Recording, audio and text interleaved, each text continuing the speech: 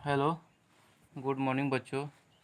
सदगुरु ITI daily online classes में आप लोगों का स्वागत है।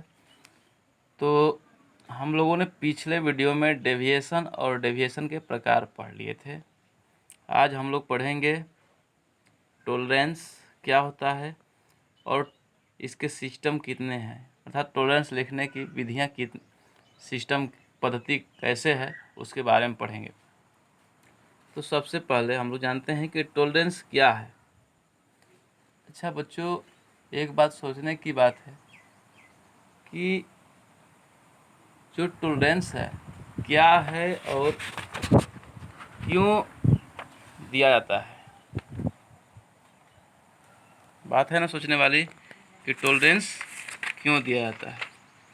तो सबसे पहले हम लोग जानते हैं कि टॉलरेंस है क्या। तो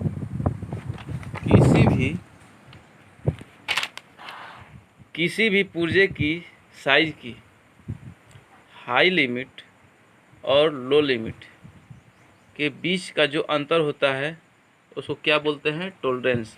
अर्थात किसी भी पार्ट्स पुर्जे के उच्चतम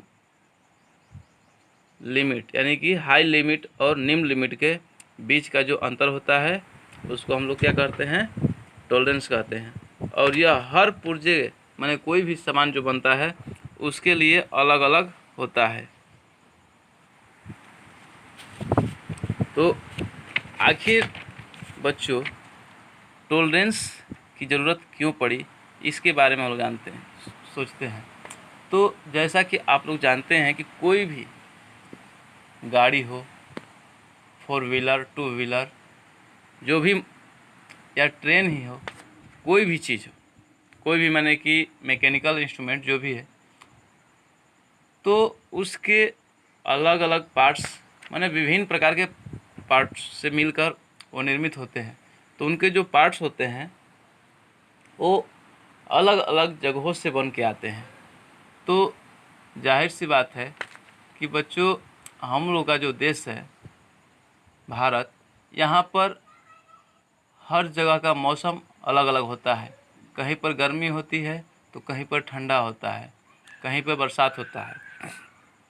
और आप लोग जानते हैं कि धातुओं का यह गुण है कि जब ताप अधिक होगा तो फैल जाएगा और जब ताप कम होगा तो सिकुड़ जाएगा।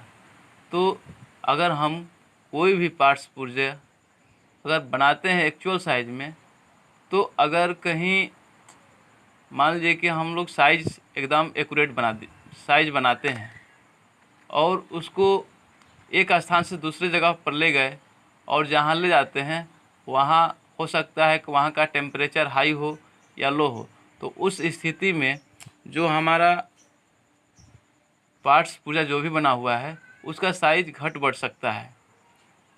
तो इसी स्थिति को दूर करने के लिए, ऐसी समस्या को दूर करने के लिए हम लोग टॉलरेंस देते हैं, जिससे कि कहीं पर इधर उधर भी जाए,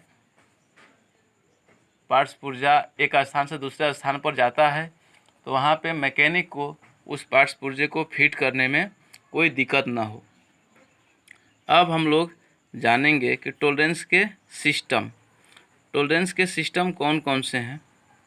तो इसके दो सिस्टम होते हैं, अर्थात लिखने की विधियाँ। तो पहला होता है यूनिलेटरल टॉलरेंस और दूसरा बाईलेटरल टॉलरेंस।